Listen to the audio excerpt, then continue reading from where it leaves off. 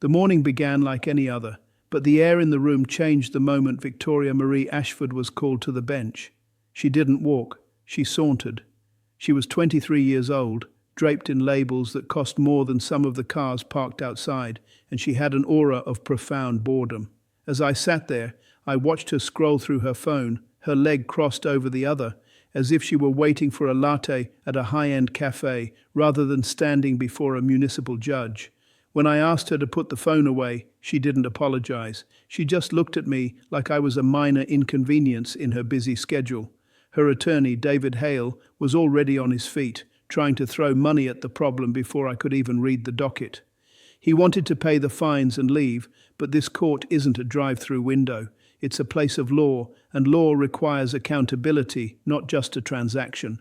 I looked down at the charges, and they were more than just a simple violation.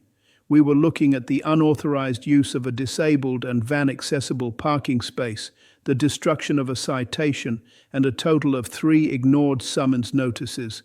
This wasn't a one-time lapse in judgment, it was a pattern of behavior. I've always believed that you can tell a lot about a person's character by how they treat those who can do nothing for them. Parking in a spot reserved for the disabled isn't just a technicality, it is a direct act of blocking someone else's freedom of movement. When I asked her if she received the notices, she gave me a classic line, "My assistant handles the mail." It was a shield of wealth, used to deflect the basic responsibilities that every other citizen in Providence manages to handle on their own. To understand the present, I often look at the past. My clerk, Ms. Heiress, pointed out a notation from 14 months ago. Victoria had blocked a loading zone at Brown University, preventing a catering delivery for over an hour. When confronted back then, she allegedly told the attendant that her family donated the library. That told me everything I needed to know. She wasn't just someone who didn't know the rules. She was someone who believed her family's philanthropy acted as a permanent get-out-of-jail-free card. Philanthropy is a wonderful thing, and the Ashford family has done much for this city, but a library wing doesn't give you the right to block a delivery truck, and it certainly doesn't give you the right to take a space meant for a wheelchair. As the hearing progressed, I could see Mr. Hale becoming increasingly nervous. He knew where I was going. He tried to pivot back to the fines, stating his client was prepared to resolve the matter today. I had to remind him that this court is not a payment portal. If we only punish the wealthy with fines, then the law only applies to the poor. For a billionaire's daughter, a few $100s is less than the cost of a pair of shoes. It carries no weight. It teaches no lesson. I wanted Victoria to understand the why behind the law, but she just exhaled an audible sigh of annoyance, as if my questions were a personal affront to her time. She claimed she was only in the pharmacy for 10 minutes. "No harm, no foul," she said. But in this courtroom, we don't just look at the clock, we look at the consequences. I reached for a statement from a woman named Laura Bennett. She had arrived at that same pharmacy just 9 minutes after Victoria parked her luxury sedan in that restricted spot. Miss Bennett has a daughter with cerebral palsy who requires a van with a side entry ramp. Because Victoria chose the convenience of that spot, Miss Bennett couldn't lower the ramp. They missed a critical physical therapy window. When I read this to Victoria, she didn't flinch. She simply said she could have parked somewhere else. That sentence right there, that lack of empathy, is what makes these cases so difficult. It wasn't about the parking spot anymore. It was about the fundamental disconnect between her privilege and the reality of the people living around her. The tension in the room was thick. I've sat on this bench for a long time, and I've learned to listen to the silence between the words. Victoria wasn't just defending a parking ticket. She was defending her right to be above the law. She saw the courtroom as a stage where she was the lead actress and I was just a supporting character. I decided it was time to move from her perspective to the objective truth. I called Officer Leah Romano to the stand. I wanted the record to reflect exactly what happened on that sidewalk on Hope Street, because the truth doesn't care about your family's donations or your social status. The truth is a leveler, and in my courtroom everyone stands on level ground. As Officer Romano stepped forward, I watched Victoria's expression. She went from bored to indignant. She didn't like being scrutinized by a civil servant, but that's the beauty of our system. The officer's badge carries the weight of the people, and that weight is far heavier than any family name. I asked the officer to read her narrative, and as the words filled the room, the image of 10 minutes of no harm began to shatter. We weren't just talking about a car in the wrong place. We were talking about a blatant display of contempt for the very city that Victoria claimed her family supported. It was time to hear the audio, and it was time for the Ashford influence to meet the cold, hard reality of the law. Officer Romano is a professional. She stood there, calm and precise, and recounted the morning of the violation. She described the silver luxury sedan, the lack of a placard, and the diagonal striping that clearly marked the space for a van ramp. But the most damning part wasn't the car, it was the confrontation. When Victoria walked out and saw the ticket, she didn't just take it. She tore it in half and threw it on the sidewalk. That's not an act of someone who made a mistake. That's an act of someone who believes the law is a suggestion. When the officer approached her, Victoria's response was recorded on the body cam. I told the clerk to play the audio. The hiss of the static filled the room, and then we heard it. "This is ridiculous. Do you know who I am? My family funds this city." I let that sentence hang in the air for a long time. My family funds this city. It's a powerful statement, but in a courtroom, it's a dangerous one. It implies that the city's services, its police officers, and its judges are somehow on the payroll of the donor class. I asked Officer Romano if she perceived that as intimidation. She didn't hesitate. "Yes, Your Honor. It felt like an implied consequence for doing my job." Victoria tried to dismiss it as sarcasm, but sarcasm doesn't lower a wheelchair ramp, and sarcasm doesn't justify littering the streets with legal citations. This was a clear attempt to leverage wealth to bypass the system, and it was my job to ensure that the system didn't buckle under that pressure. But the influence didn't stop at the sidewalk. My clerk, Ms. Reyes, revealed that this court had received multiple calls and emails from Ashford Innovations Donor Relations before the hearing even started. They were looking for a quiet resolution. Think about that for a moment. While a mother was struggling to get her daughter to therapy, a team of professionals was busy trying to make a parking ticket disappear because of who the driver's father was. I had the email read into the record. It mentioned the family's long-standing support of municipal initiatives. It was a polite way of saying, "We give you money, so give us a pass." Mr. Hale tried to object, saying his client wasn't responsible for her family's foundation, but the timing was too perfect. The first call came in just 36 minutes after the ticket was written. I decided to bring the human cost into the room. We put Laura Bennett on the speakerphone. Her voice was steady, but you could hear the exhaustion of a parent who has to fight for every inch of access in this world. She explained that her daughter has cerebral palsy. She explained that the pharmacy visit was for medication. She explained how 10 minutes of Victoria's convenience meant a missed hour of therapy that took weeks to schedule. "Access is infrastructure," she said. "It's not optional." I looked at Victoria. She was looking at her nails. She didn't see Laura Bennett. She saw a distraction from her lunch reservation. This was the moment where the disconnect became a chasm. The defense tried one last tactic. Mr. Hale requested that the remainder of the hearing be handled off the public calendar to avoid complications for civic partnerships. In other words, he wanted to hide the truth to protect the brand. But as I told him, sunlight is fairness. We stay on the record because the public has a right to know that the law isn't for sale. I turned back to Victoria and asked her 3 simple questions. Did you park there? Yes. Did you tear the ticket? Yes. Did you ignore the summons? She hesitated, then said, "I didn't think they were serious." That's the core of it. She didn't think the law was serious because in her world, everything had a price tag and she had the biggest wallet. It was at this point that Victoria's composure finally broke. She didn't like the questions, she didn't like the testimony, and she certainly didn't like the fact that I wasn't impressed by her father's name. Her voice began to rise. She started listing the millions her family had donated to Providence.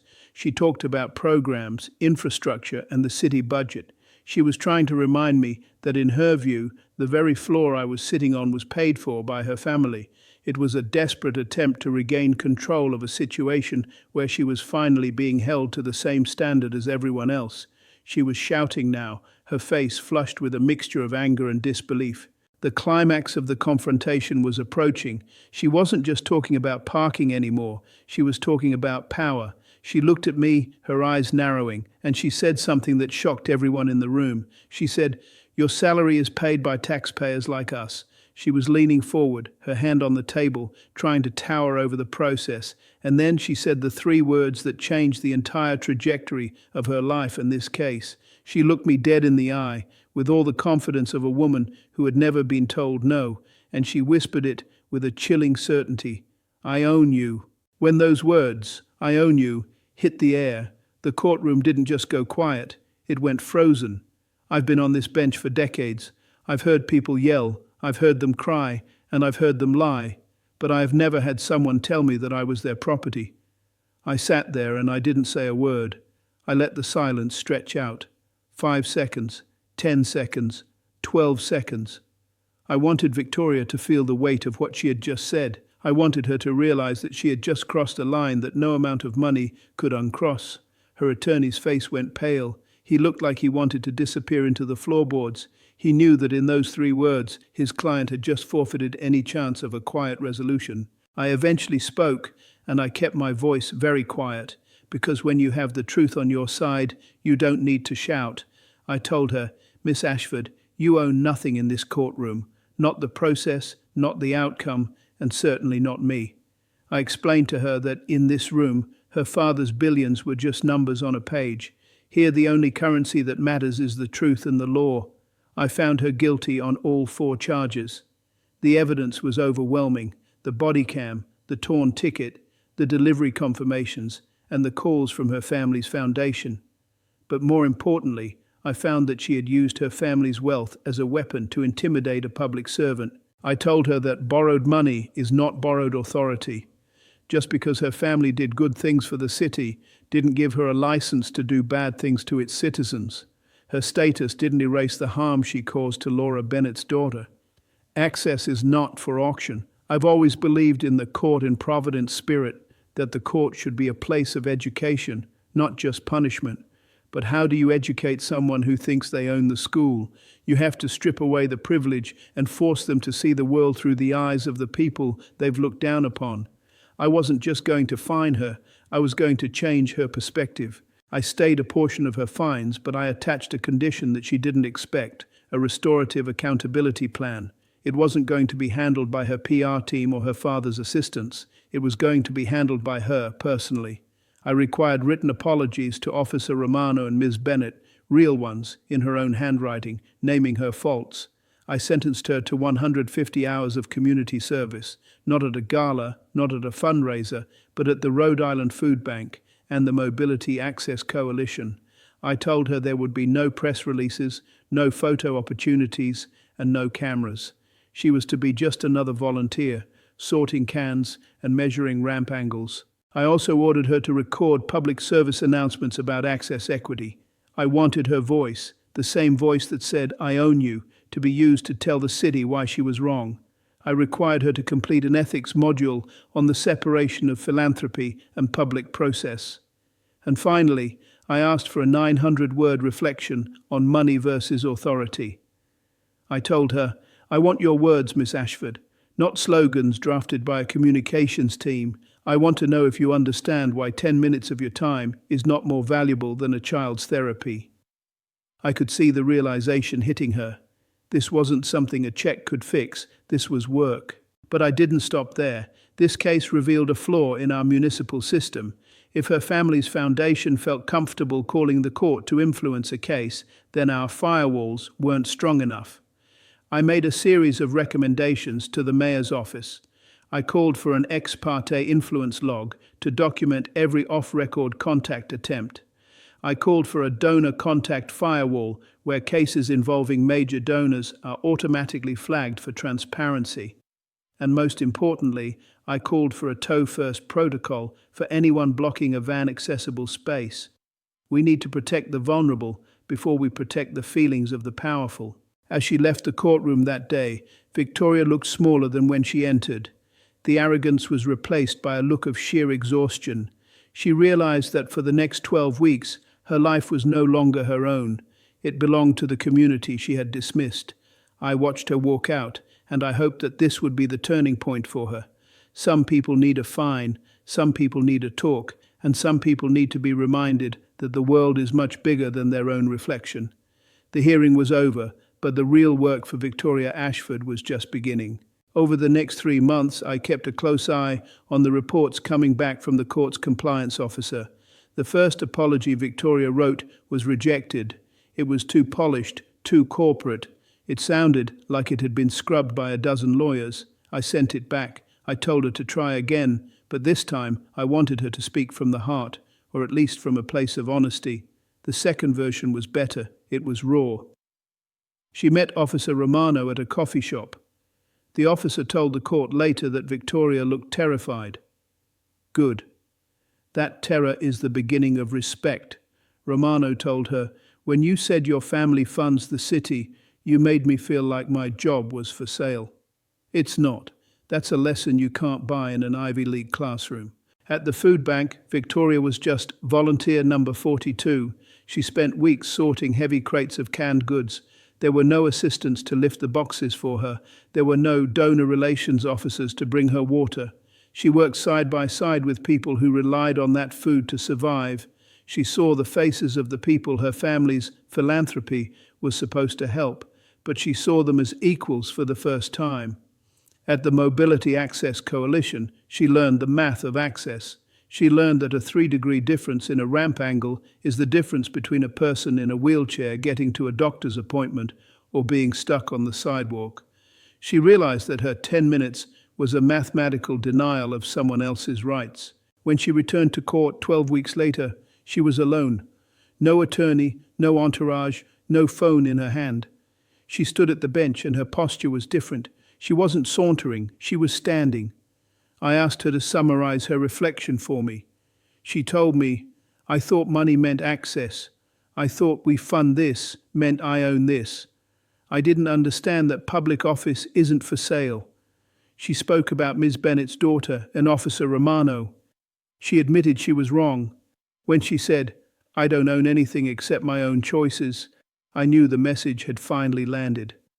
The 150 hours of service had done what a $1,000 fine never could. The changes we implemented at the city level also began to take root. Our first influence log was published, and it worked. When people realized their attempts to quietly resolve cases would be made public, those calls stopped. The firewall protected my staff from the pressure of donor families. We even saw a 47% drop in unauthorized vehicles blocking van-accessible spaces because of the new tow-first policy. The city became a little more accessible, and the court became a little more transparent. Victoria's PSAs were played in schools, and while they weren't viral hits, they started real conversations between parents and children about the difference between charity and entitlement. I decided to remit the remaining portion of her fine. Not because she couldn't afford it, but because she had paid a much higher price. She had paid in time, in effort, and in humility. I told her to thank the people who taught her what I couldn't. Justice isn't just about balancing a checkbook. It's about balancing the soul. It's about ensuring that every person who walks into this building knows that the law is a shield for the weak, not a sword for the powerful. Victoria Ashford walked out of that courtroom a different person than the one who had walked in 3 months prior. She had finally learned that you can't own a city, but you can certainly serve it. As I closed the file on case 24-10847, I took a small note card and wrote a principle that I've carried with me for years. Public offices are not for sale, they are for service. I pinned it to the board behind my bench. I thought about all the people like Officer Romano and Laura Bennett who show up every day and do the right thing, even when it's hard. They are the ones who truly fund this city with their integrity and their resilience. My job is just to make sure the light stays on so everyone can see the truth. I'm Judge Caprio. This case was a reminder that no matter who you are or how much money your family has, you are a citizen first. And in this city, in this courtroom, and in this life, being a citizen means looking out for one another. It means respecting the ramp, respecting the badge, and respecting the fact that the only thing we truly own is our character. I turned off the light in my chambers and walked out, knowing that today the system didn't just work, it taught, and that is the greatest verdict of all.